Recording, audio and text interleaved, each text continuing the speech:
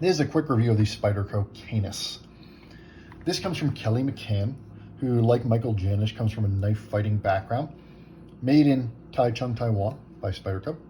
S30V blade, 110 thousandths on the blade stock, carbon fiber G10 laminate on the handles. And when you look at the design, there is a lot going on here. Kelly McCann, as the designer, comes from a knife fighting background.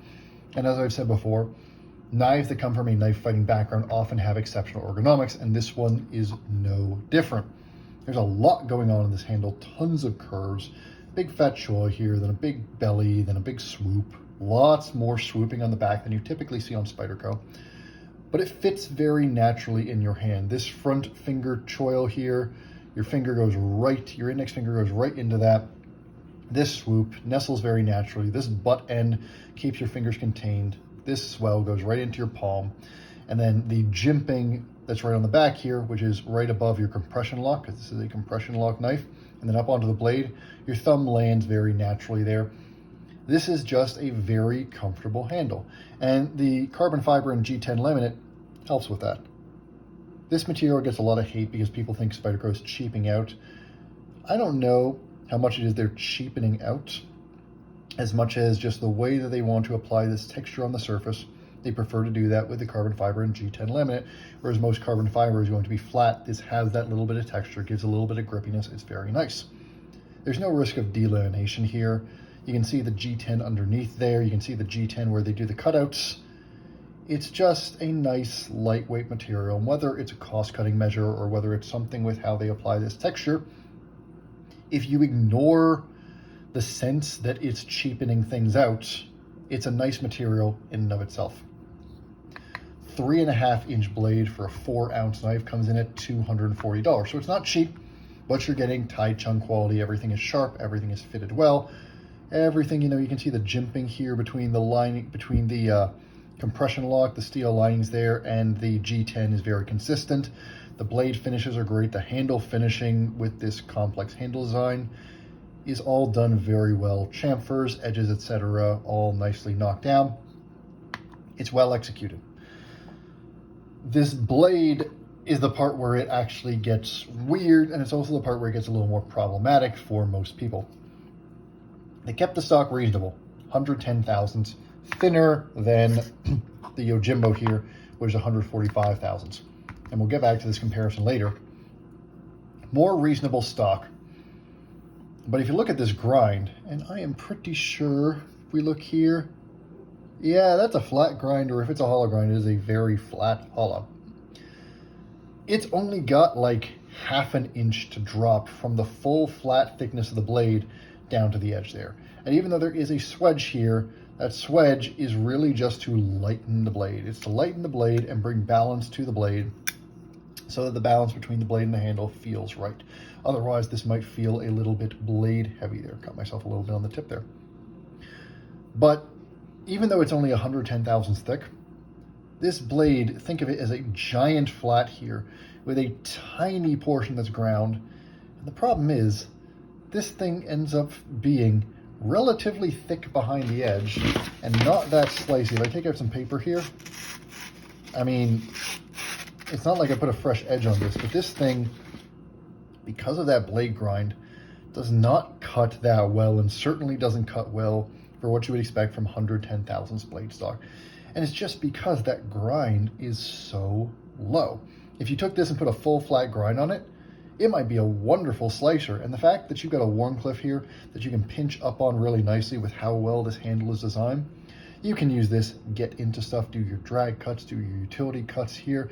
This is an easier Wharncliffe to choke up on and manipulate than the Yojimbo.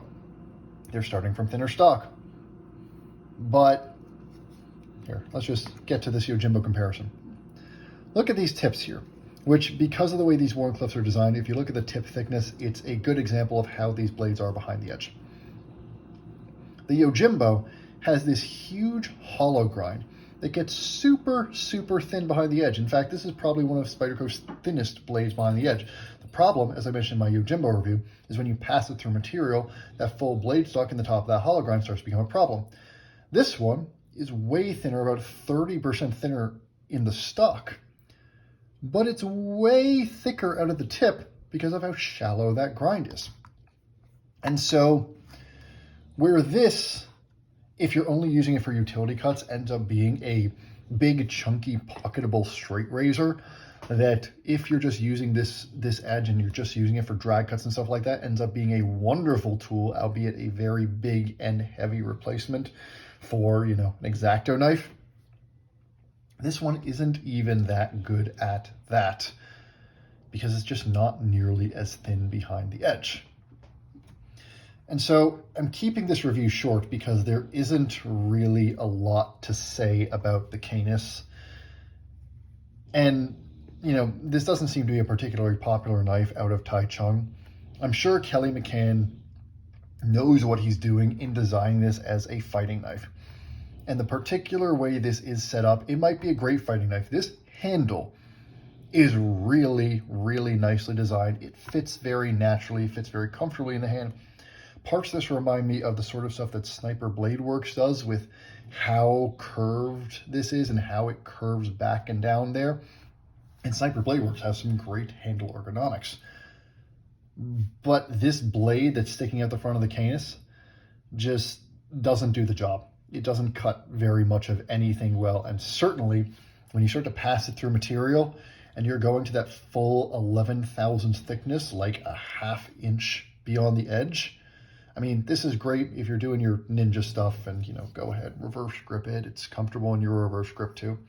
I'm sure this cuts through flesh just fine. But if you're using this for EDC tasks, this blade just doesn't cut it. And when you look at a knife that is still pretty big in the pocket, you know, let's move the Yojimbo out of the way here. Let's bring in our PM2. Bigger in the pocket than the PM2 because of that thick blade. Probably thicker behind the edge than the PM2. About the same size when it's open. Thinner blade stock, so it's less robust. It's hard for me to justify the Canis for any utilitarian purpose. If you think it's cool, go for it. If you happen to be a knife fighter, know Kelly McCann's work, and want this as a fighting knife, go for it. And Spyderco will make knives for very specific purposes. And it's possible, you know, the Yojimbo feels like their attempt to take a fighting knife design and make it so it works at least decently as an EDC. I've got some issues with it. I go over that in my Yojimbo review.